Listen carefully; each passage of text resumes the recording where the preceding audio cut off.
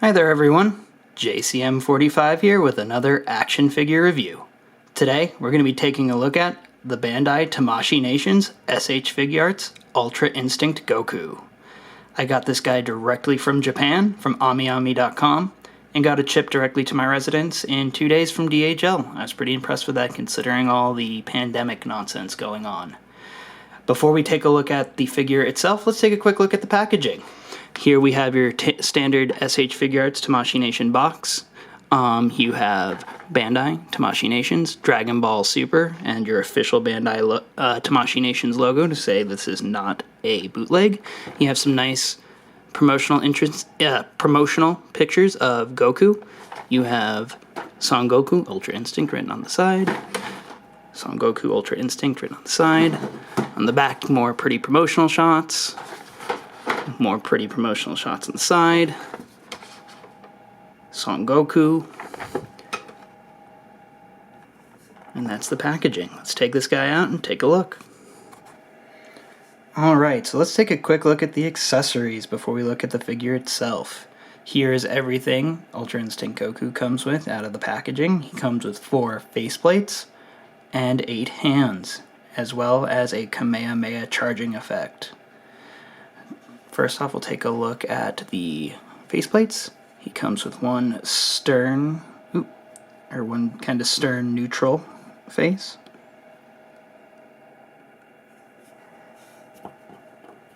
And he also comes with a looking to the side neutral face.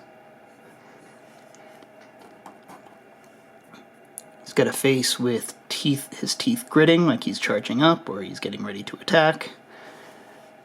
And then finally, he has a shouting face.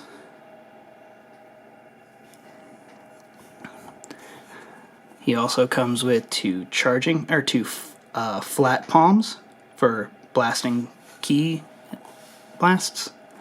Out of the box, he does come with 2 fists directly on the figure. Comes with 2 martial arts hands. And 2 grabbing hands.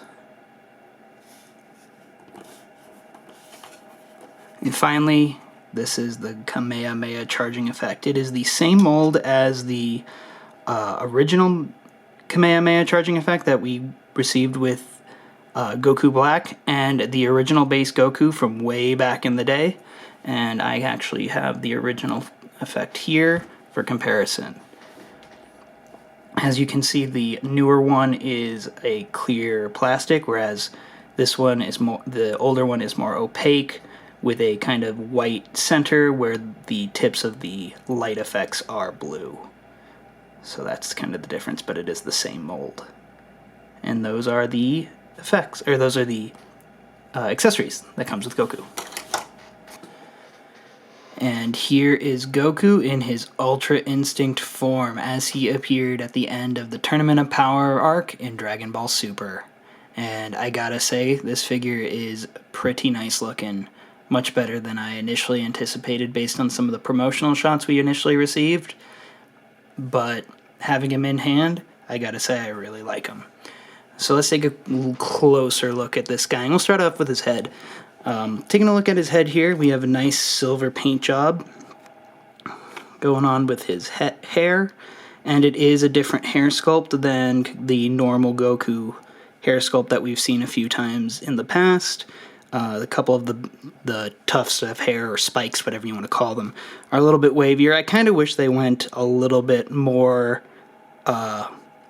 wavy, I guess, but the initial promotional pictures were just the initial Goku hair sculpt that we've been getting over and over, and I am glad they did change it to have some of it look a little wavier, but I kind of wish they did a little bit more. But the silver they use is really nice. It looks really good on the figure. The face itself is also really nicely done. All 4 faces are. Going down here, taking a look at the body here, at the torso, he does have some battle damage. If you take a closer look there, it's nicely done. His muscle definition is also nicely sculpted in. Excuse me. His arms are also nicely done there. You can see the nice muscle tone there. Comparing him to other Gokus, which we will later, we do see his arms are a little bit thinner than some of them, so that's interesting. Going down to the pants and the midsection here, this torn shirt piece is a free-floating piece, so that is separate from the rest of the figure. We have his belt, and we have his orange gi here, with some nice shading done down the pants, which is greatly appreciated.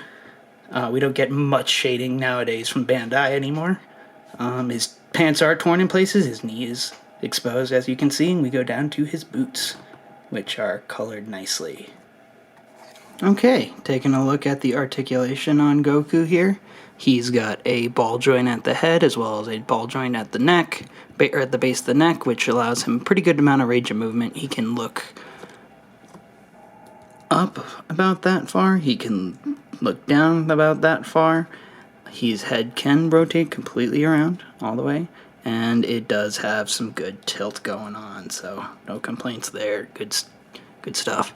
His shoulders here are on a ball joint and butterfly joint, so that allows the shoulders to kind of move around very well. They can move up and down, and then out, forward and back with that butterfly joint system there. They can rotate all the way around, and there is a bicep swivel. And the double jointed elbows give you way past 90. And then on the wrist here, we also have the traditional ball and hinge system that allows you to go in and out, but also allows you to twist, so you can go up and down for more lateral movement if you'd like that.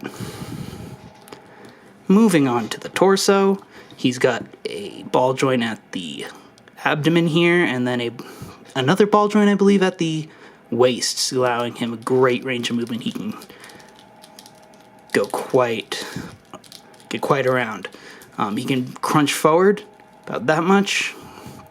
The crunch is a little bit to be desired, but it's alright. He can arc back pretty well, and then he can go side to side and around. And as I stated before, this middle section here is a free-floating piece, so it does rotate with the waist or without it. Okay, moving on down to the hips. We've got a thigh swivel. Hips kick out, or legs kick out to about that far. Kick back about that far. And then spread about there. Not the best, but decent enough to get some good high kicks in if you want to do some good martial arts poses. Next, we've got two different types of double jointed knees. We've got the bare knee here that can go about this far, and we have the fully sculpted pant leg that's just slightly torn there, and that can go a little bit farther up. Slightly different. So, not much, but just a little bit. And then going down to the ankles, we have the traditional ball joint system that allows you some good kick, side to side, forward, or back, forward just a little bit, and then toe joint. And that's the articulation on Goku. Alright, I did forget to mention that his shoulder does allow his arm to go all the way outward to 90 degrees to his body, so it does allow a good outward range of motion there. Alright, next up we will be looking at comparisons, and first we will be looking at all the different Gokus there are. And there's quite a few, so let's start off. First we'll compare Ultra Instinct to a Saiyan Raised on Earth Goku that came out a year or two ago. Next up we will compare him to the new Super Saiyan Blue Goku that came out this past summer. Very good. Pull back a little bit there. Next up we'll do Super Saiyan God Goku.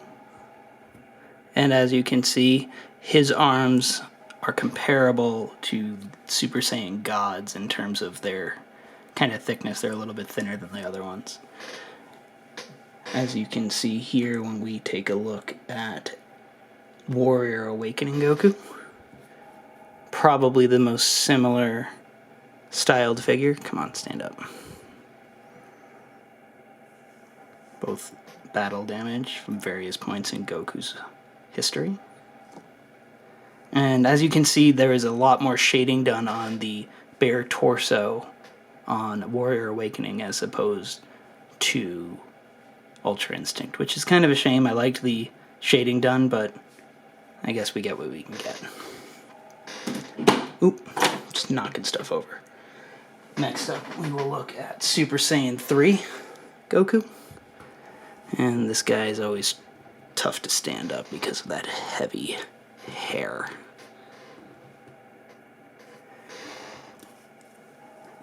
Him off to the side.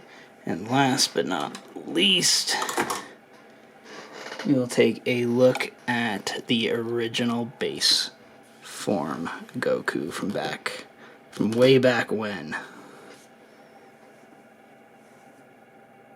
Pretty cool. Next up, we'll compare Ultra Instinct to some of his contemporaries from the Tournament of Power.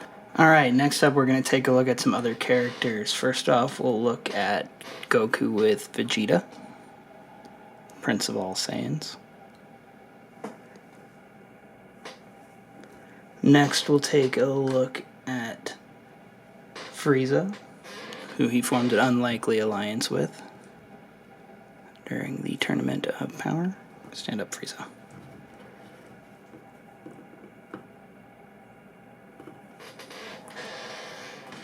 Next, we will look at Jiren, Goku's primary rival in the Tournament of Power. These two look really good together. And then we will take a look at Android 17, the Dragon Stars version. I don't have the SH Figuarts. The androids, I feel like, are just a little bit too tall, the Dragon Stars ones, but they're alright. Decent stand-ins. Enough for, enough that I'm willing to put these in instead of paying $150 per android. So, that's nice. And then, same kind of goes for Krillin here. I have the Figuarts standard model kit. And that's how they look together. Figuarts also, I think, makes a decent Krillin stand-in. Alright, next up we're going to compare Goku here to some non-Dragon Ball figures. First of all, we'll take a look at your standard Bucky Cap mold and Marvel Legends with Loki here. As you can see, SH Figuarts Goku's just a little bit taller, or a little bit smaller than your standard Marvel Legends figure, so he won't be a little bit smaller if you try to fit him in your collection there. Next up, we'll take a look at the newly released Winter Soldier Marvel Legend to go with him. He's a little bit better, I feel like. Non-Bucky Cap mold, I feel like maybe they're a little bit better in terms of scale. Still a little tall. Next up, we will do Moff X, John Wick. Also a little tall. All the SH Figuarts Dragon Ball figures, I feel like, are just a little bit short in comparison to most other 1/12 scale lines. Here we've got a Lightning Collection Power Ranger, Lord Draken. Next up, we've got Amazing Yamaguchi Iron Man. One of my favorite figures of last year. It was a very nicely done figure.